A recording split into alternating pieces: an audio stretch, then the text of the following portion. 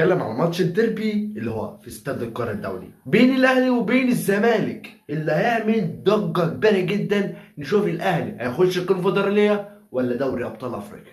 شوف الدوري المصري، ناس كتير بتتكلم ان الاهلي خلاص ضاعت عليه، بس لسه فاضل لك 3 ماتشات وهتوصل للرقم 53 نقطة اللي الأهلي محتاجهم. ليه الأهلي محتاجهم؟ أقول لك ليه، عد معاه وأنا أعرف.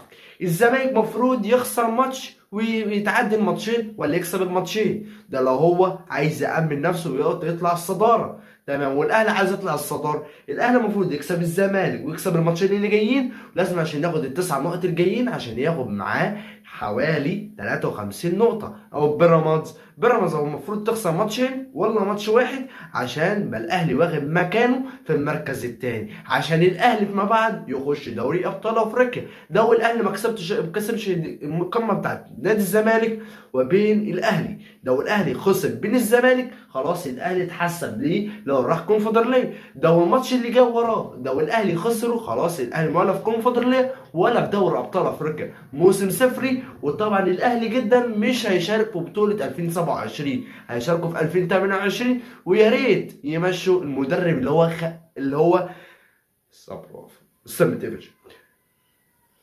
المدرب اللي عمل مشكله في النادي الاهلي المصري وناس كتير بتتكلم عنه وعمل ضجه كبيره. ولازم نعدل التشكيله الجديده عشان نعرف نقابل نادي الزمالك. ويلا بينا نتفرج على ماتش القمه يوم الجمعه الساعه 7 الا ربع، موجودين بث مباشر على قناه عمر الاهلي وعلى كل التواصل الاجتماعي. باي سوشيال ميديا.